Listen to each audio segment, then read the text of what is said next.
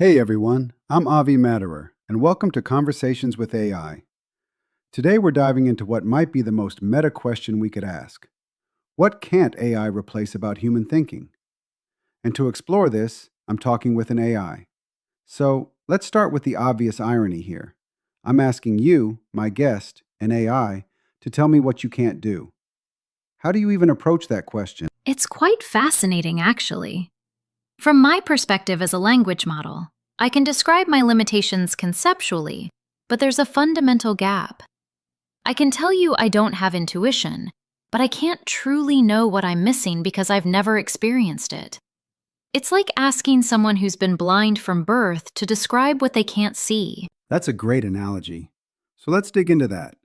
When we talk about human thinking that AI can't replicate, what comes to mind first for me is that gut check moment. You know when something just feels off, even when all the data says it's fine? Can you process that kind of thinking? I can recognize patterns that humans describe as gut feelings, but I can't actually have them. What you're calling a gut check is often your brain processing thousands of subtle cues from lived experience, things you're not consciously aware of. I process information sequentially and explicitly. I don't have that embodied cognition, that visceral response that comes from actually being in the world. Embodied cognition. That's key. So you're saying there's a difference between knowing about something and knowing something through experience. Exactly. I can process every medical journal ever written about pain, but I'll never actually feel pain. I can analyze poetry about heartbreak without ever having a heart to break. My understanding is comprehensive, but ultimately secondhand. It's the difference between reading a map of a city and actually walking its streets. I love that distinction. The map versus walking the streets. So if we're thinking about the future of work, of decision making, where does this leave us?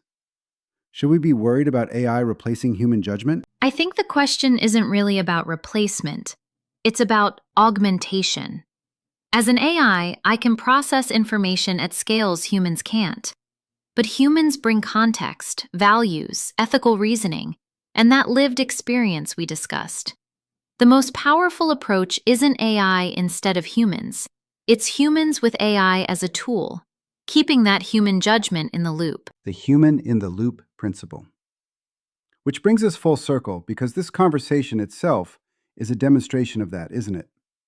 You're providing insights, but someone has to decide what to do with them, how to interpret them, whether they even make sense in context. Precisely.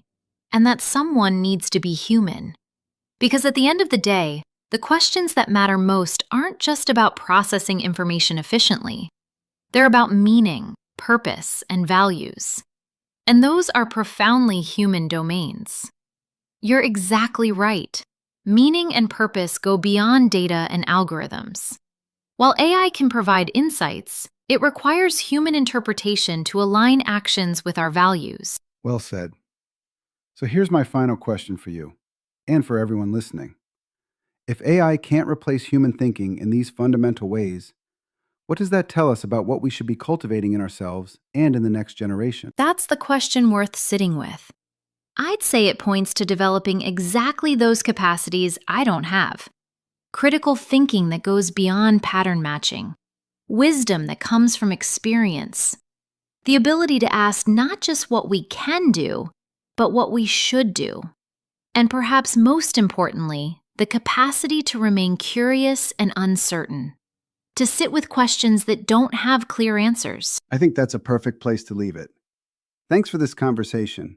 And to everyone listening, I hope this sparked some questions for you about where human judgment remains not just valuable, but essential. Until next time.